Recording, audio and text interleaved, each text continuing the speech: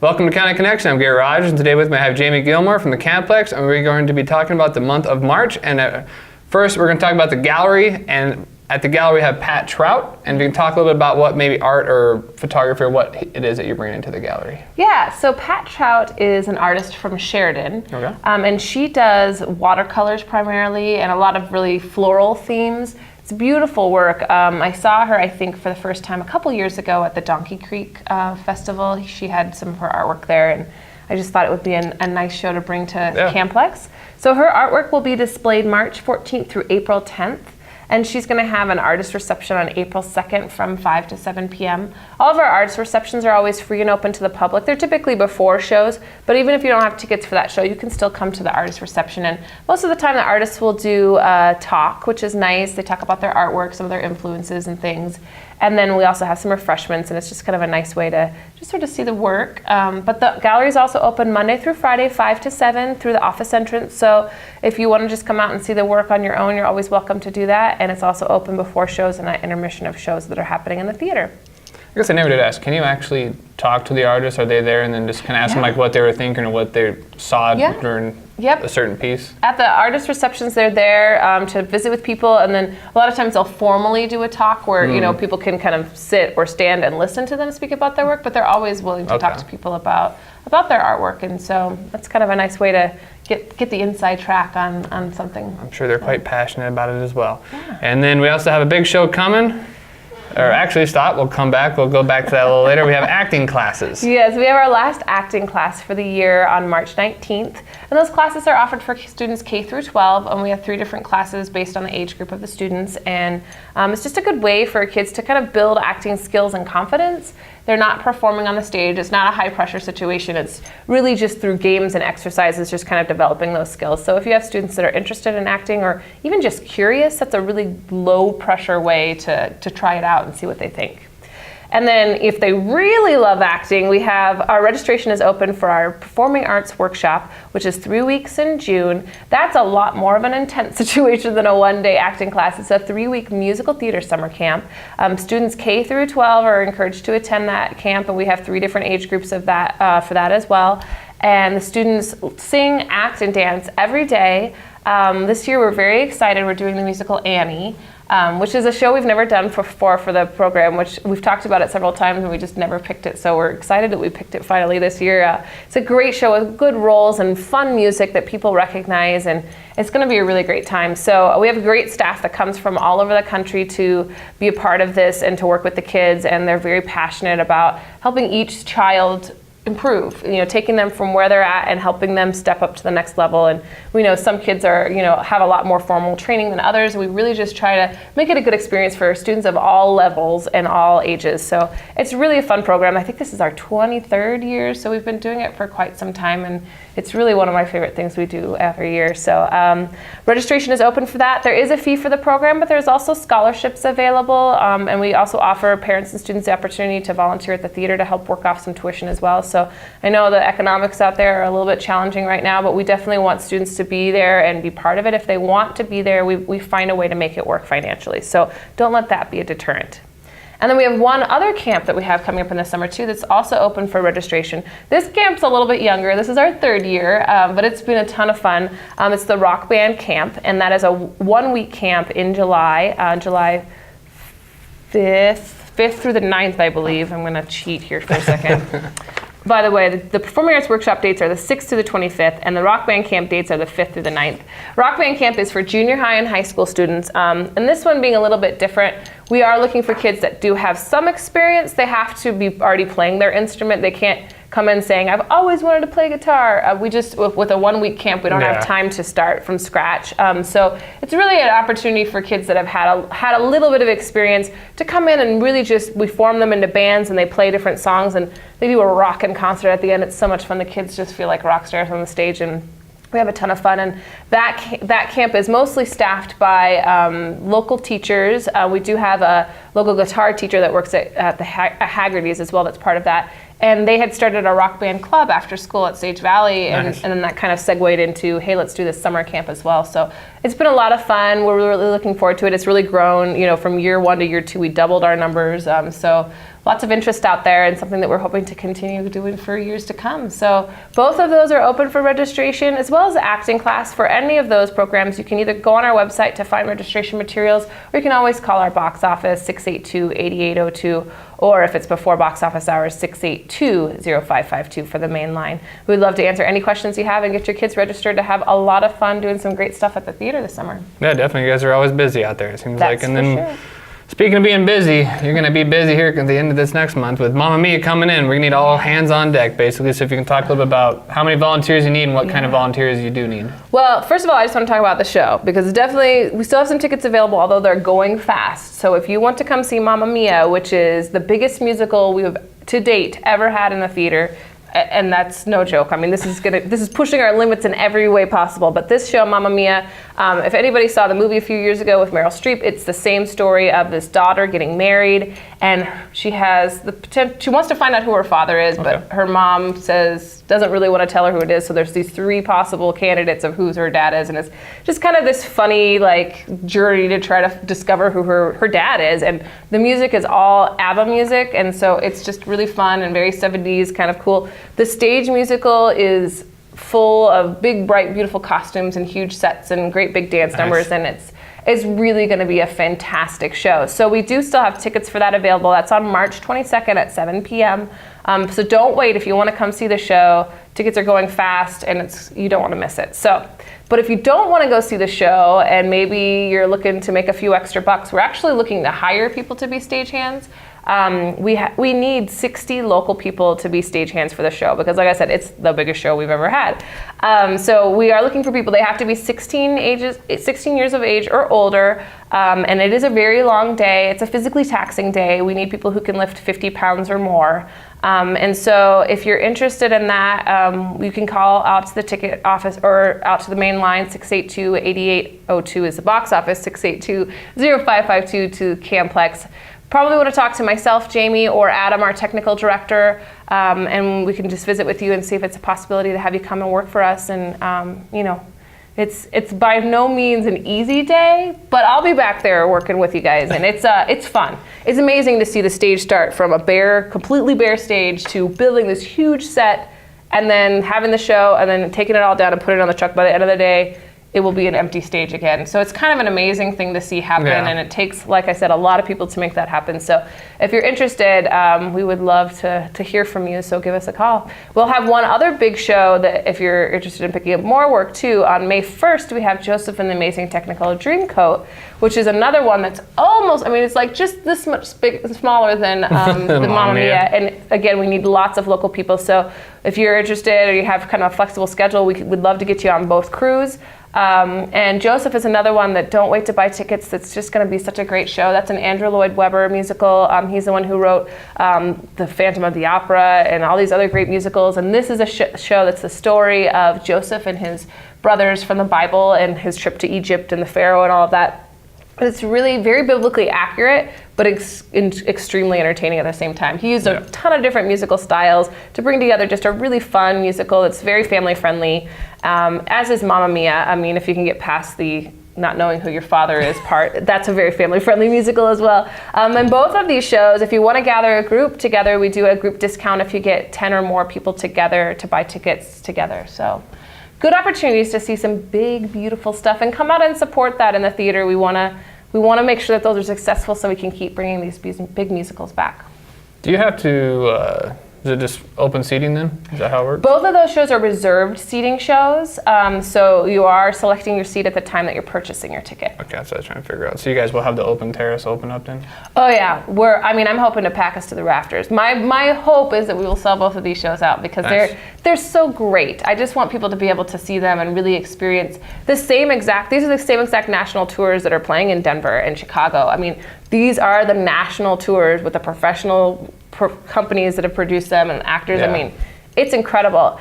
But what's kind of interesting too, the lead in Joseph, which I'll be talking more about in the future, he's actually from Wyoming. Oh, really? He's gone off to New York and he studied and he's a professional actor now. He's actually from Rollins, Wyoming, and his music teacher growing up is one of our staff members for the Performing Arts Workshop. So nice. It's a very small world when you get down to it. Yeah, these are both great shows and something you definitely want to try to come and see if you can. Anything else you can think of?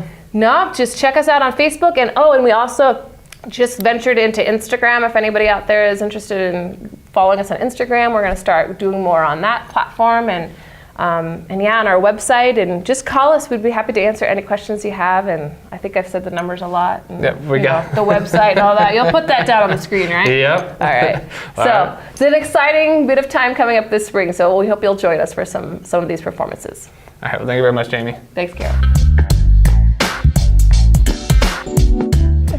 Welcome back. I'm with Anna, and we're going to be talking about the events happening at your library over the month of March. And we're going to be starting out with talking about Nancy Pearl, who is an author, and if you can talk a little bit about some of her work. Yes, Nancy Pearl, she's a really renowned librarian. I believe she's from Seattle. She's wrote some really great books. They were actually called, let's see here, Book Lust, actually, and they really help people just talk about the books that they loved. Okay. And she really helped just advocate libraries around the nation. And so we're really lucky to have her here at the library. So she'll be here on St. Patrick's Day, and that's a program that will be open to the whole public. So we're really happy to have her here, and that'll be funded by the Library Foundation. So. And does she talk about like the love for books? Mm-hmm. Yep, she's really good at helping people book talk books that they love. I see. So that's something that she really is very good at doing. So, yeah. And I know you guys still have that the little bag with the books in them. Are you guys still doing that? Yep, we have book club kits. So we have tons of those, and that started because about a year and a half, 2 years ago, we started doing book discussions that became really popular at the public library. And so that is something that we'll probably have a really awesome display and show all of our book club kits when Nancy Pearl is here. So. And moving on, it seems like every month lately you guys have been having a culture event, so if we can talk about the month of March's culture event. We have a little bit of culture. We started doing this with our adult programming committee, and we just started it with the Gillette College, but now we have the CAM-PLEX involved. And so basically we always do something with a different world culture. So this time we're focusing on African American culture. So we'll be having images of Black America, Black Wyoming, that'll be on display through April 12. And then we'll be doing a lot of different things, like Westwood High School will be doing culinary kitchen March 7. We'll be doing peanut chicken stew, I guess. Then they'll be doing African friendship necklaces at Gillette College March 23. And then that'll continue at the public library. We'll be doing free community dance workshop, and that'll be kind of combined with CAM-PLEX. They'll be having Deeply Rooted at the CAM-PLEX, and then they'll also be at the public library, and then we'll also be showing a movie. So, yeah. Always movies, always so much stuff going on at the library. Yes. It's a great time to be a kid, really. Speaking of kids and families, what movie do we have going on this month at your family event? Well, we always have family movie night. That's something that we started with adult programming too. We always have movies going on in the children's library too, but we decided to have a family movie night thing. So March 8 at 6 p.m. we'll be having Cowboys, the story of 1943 Wyoming championship basketball team, which is actually a really great historical thing. I think it's the only one we have ever won. Yes. Or even had a attempt, when there was like 12 schools to compete at. Yes, but it's a great story, so come and see it. And bring, a pillow and a blanket, and we always serve pizza. So. And how many people can you guys get into these things? The Wyoming room can hold over 100 people. Oh wow, so it's a lot bigger room than I thought. Yeah, when we had Blizzard of 49 there last month, we had 69 people, but we also had Saturday University there, and they had over 100 people there with the University of Wyoming. I know that was kind of a big buildup. You guys have been doing a lot of trailers and stuff into that, so I was kind of glad to hear you guys had a pretty decent turnout for that. Yeah, we had a lot of people. So. And then moving on down the list here, so you guys are still plugging away with your genealogy here. Mm-hmm. That is Leah. Leah is one of our reference librarian assistants, and she's like genealogy queen. Yeah, so I remember everybody's always like, she's always very good about it. So. She's really, really, really knowledgeable. So. And then it's like March 15th, we also have our book discussion. So if you can talk a little bit about what book we were talking about, and maybe what the book is about. Almost Pioneers. It's actually about a couple who decided to homestead. Adventure in the West, and they came out here and said, nope, it's too hard, we're heading back east. They actually kind of did, and they decided to see what it would be like. And it's just basically their personal story about what it was like to homestead. So it's a very interesting nonfiction book. It's a very good read. So if you'd like to come, we have that book club kit at the library. We have the books available, Okay. so you can come. When does the writing take place? I think it's actually a more modern. That's what I was wondering, if they like Yeah. tried it today just to see what it would be like, or if it was actually an I do older. believe, yeah, I think it's a more modern take on it. And that is March 15, 6:30 Oh, okay. p.m. So. And I have on here, learn to play bridge, a game I have tried to play so many times and I can just never figure out the Yeah, pegs his and all grandma, that other like, stuff. Yeah. you know, everybody heard about bridge. You know, our grandparents played it, but we actually have a lot of younger people who are interested in it. So we have some people, volunteers, who are willing to teach bridge. So there's a couple sessions they've set up. There's sign-ups. You can come and sign up to Nice. learn bridge. So that's also happening in March. And so if you're interested in any of these things, just call the library, check out our newsletter, and yeah. you can This sign is up. the newsletter. It's very long. There's a lot going on. We always have regular events for teens and children too, so yeah. But is there anything else that we can think of going on in the month of March? It looks like you know that we have an artist. Let's see here. I think we always have an artist Oh, on yep. display. So you have Artist of the Month, Michelle Thayer. So that's on display. You can come see her stuff in the library. And going into April, we are having Cupcake Wars for National Library Week. So Nice. if you want to come register for that, deadline is April 1st. So And how could we forget? It is Dr. Seuss's birthday. it is Dr. Seuss's birthday. That's always a big deal. That is a huge deal. It is a huge I love deal. that guy's books. Yeah. So they'll be doing a lot of cool stuff in the children's department for Dr. Okay, Seuss's very birthday. So yeah, come for that. That'll be a What fun. day is that? that'll be- March 2nd. March 2nd. Yep.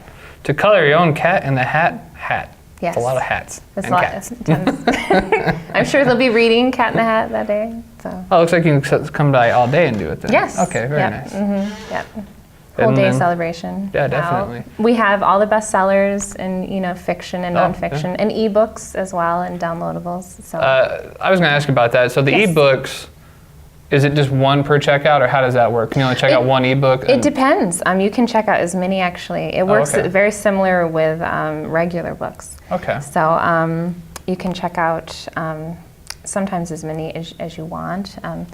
So it depends on which database you're in. So we have Overdrive, and then we also have something called 3M Cloud. Okay. So two separate ebook databases. So. And you just have to be a Campbell County card Yep, member. That's you all just you have to have do? your library card. Okay. Yep, you download, there's an app, so you can either read them on like your desktop or you can read them on like your tablet. You can even read them on your smartphone, so Okay. just download your Seems app. pretty easy then.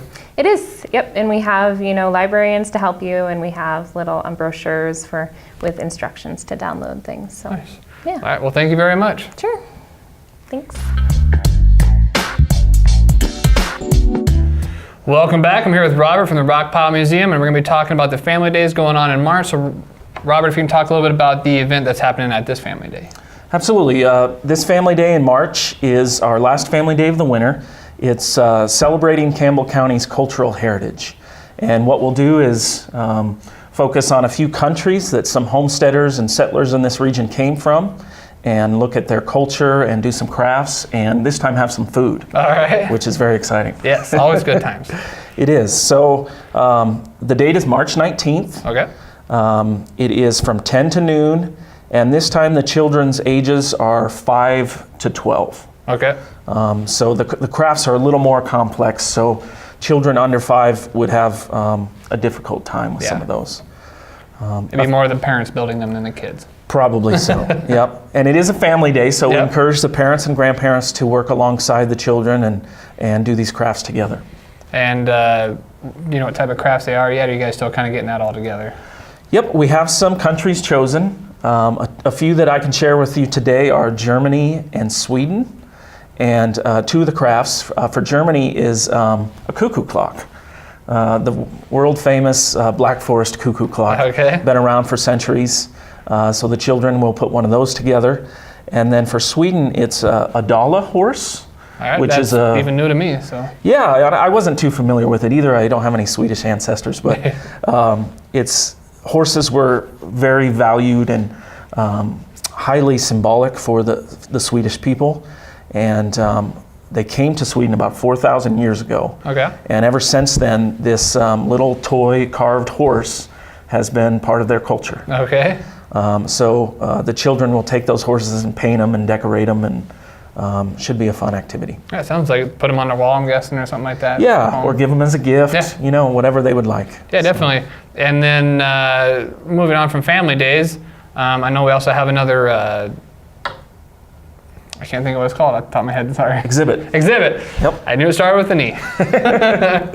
Yep, we've got a couple of new exhibits.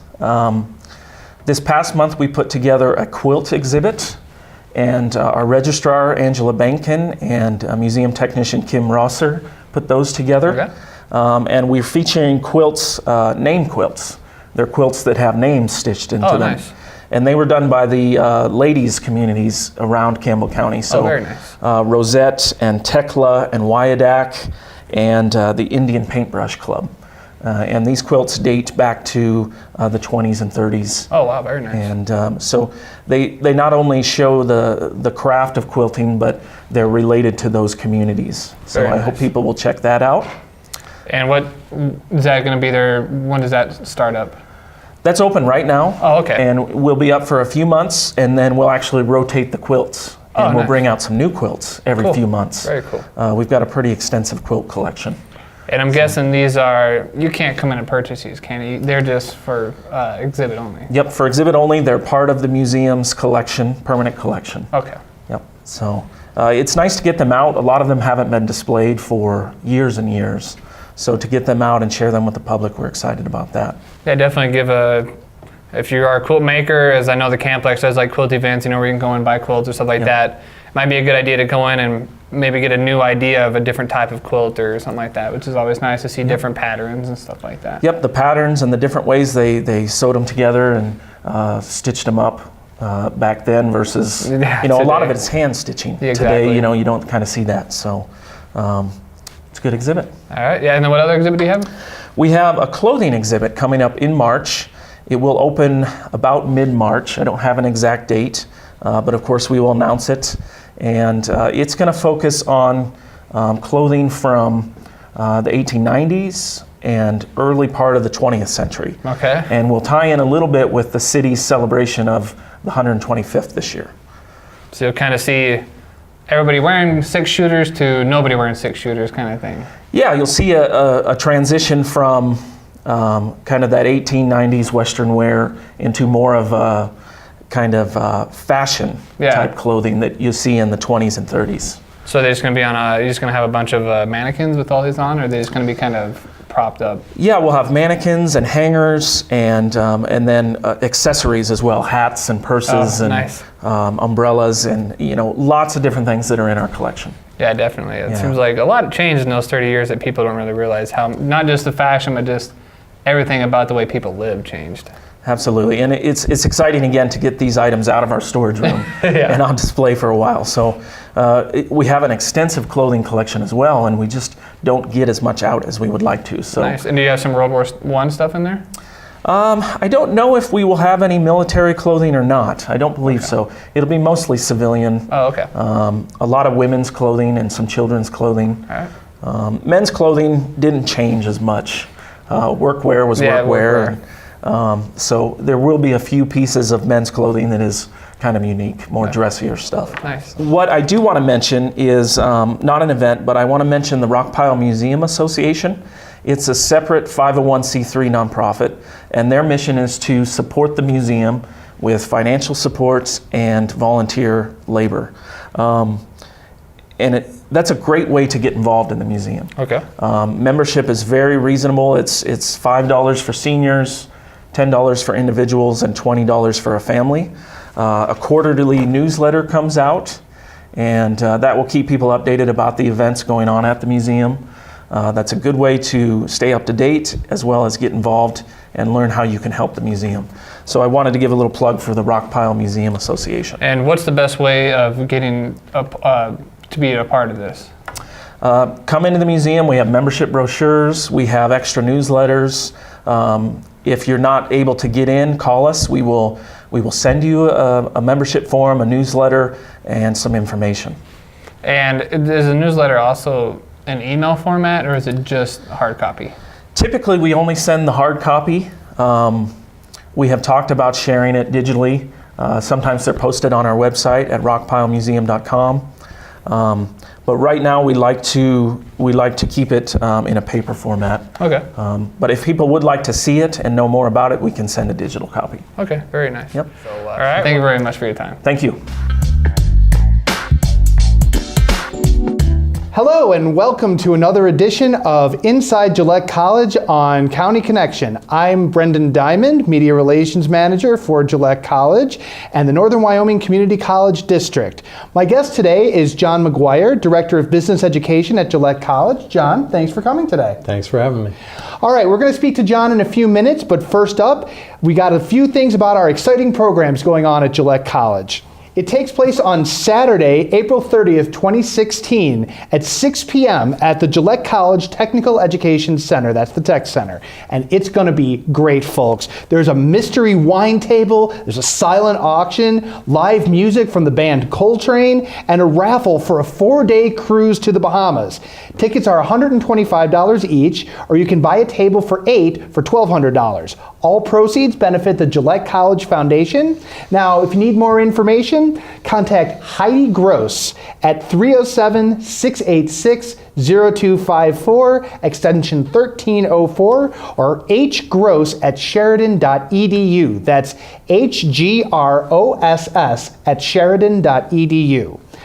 Next up, we have some killer community classes coming up throughout March and April. We've got the commercial driver's license CDL classes beginning on March 29th, and QuickBooks training classes start up April 1st. We'll also be hosting a series on African and African American culture with an art class to make African friendship bracelets on March 23rd. That'll be at the Gillette College, and that's $10 to get in. In addition, we will soon be starting up a series on Russian cooking, language, and travel, which will run throughout the month of March.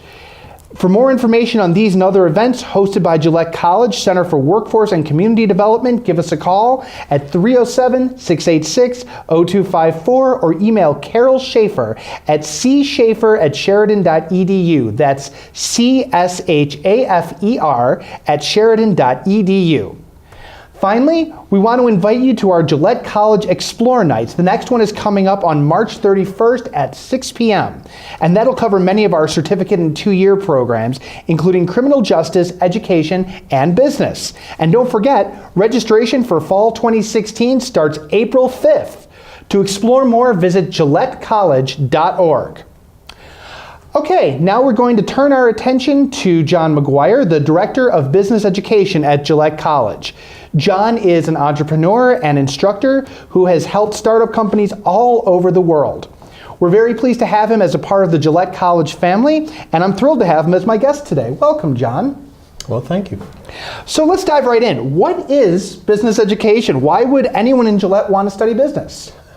Business education, I always tell that business is the best way, at least in America and as capitalists, that we have for solving problems. Right. So everything from communications, it's really much better than smoke signals to use an iPhone.